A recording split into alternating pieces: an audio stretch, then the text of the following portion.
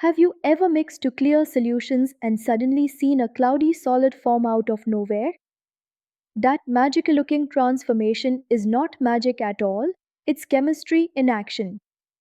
Today, we are diving into the world of double decomposition reactions, reactions where substances switch their parts like dance partners and something completely new is formed. Now picture this: two ionic compounds in aqueous solution come together and their ions start exchanging partners.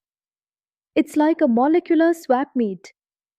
In a double decomposition reaction, the positive and negative ions of two compounds switch places to form two new compounds.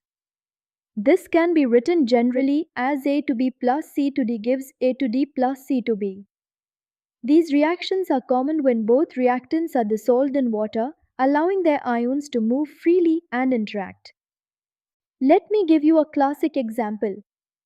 When silver nitrate reacts with sodium chloride, both clear solutions, they produce a white precipitate of silver chloride and a clear solution of sodium nitrate.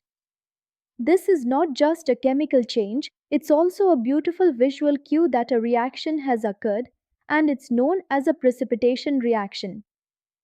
For a double decomposition reaction to occur successfully, certain conditions need to be just right.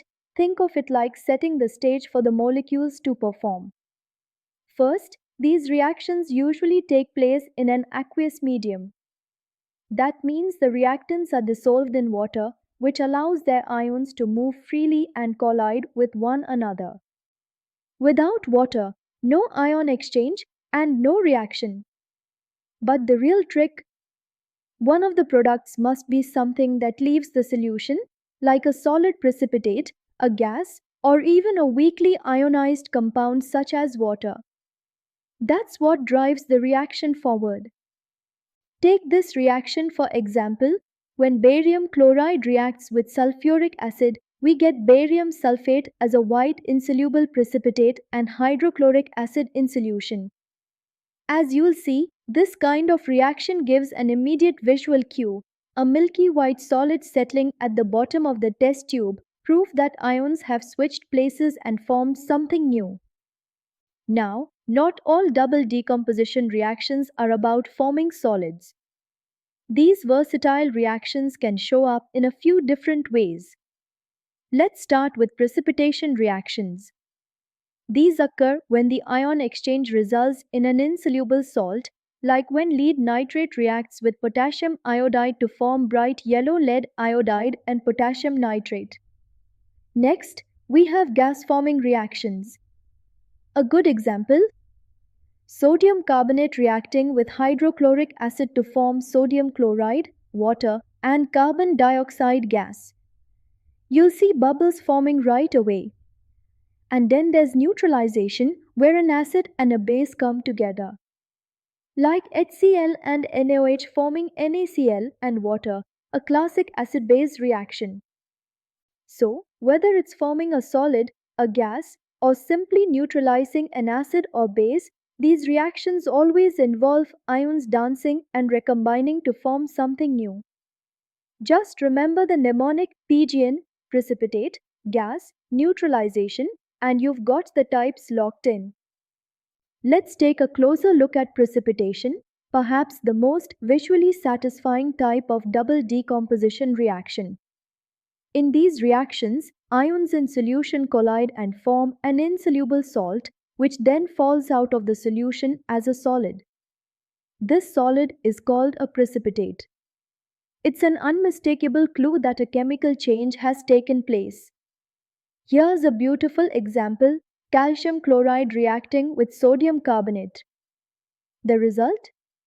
Calcium carbonate as a white chalky precipitate and sodium chloride staying dissolved. This kind of reaction is incredibly useful. In fact, water softeners use a similar principle. They precipitate out hardness-causing ions like calcium and magnesium to make water more suitable for daily use.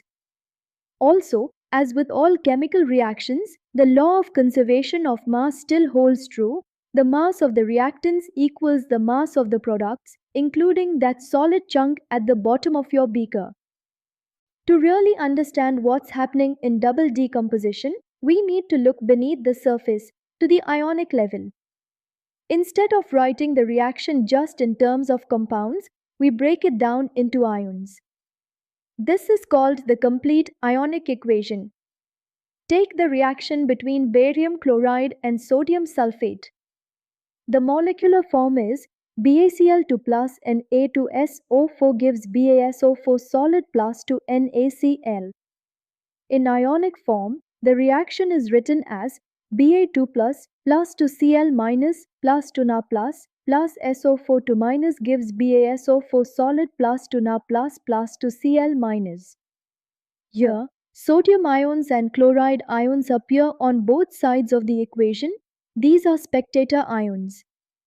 If we remove them, we get the net ionic equation. Ba2 plus SO4 to minus gives BaSO4 solid. Now here's where it gets interesting. We notice that sodium and chloride ions are present on both sides of the equation. They don't change and they don't participate directly. These are spectator ions, and we cancel them out to get the net ionic equation.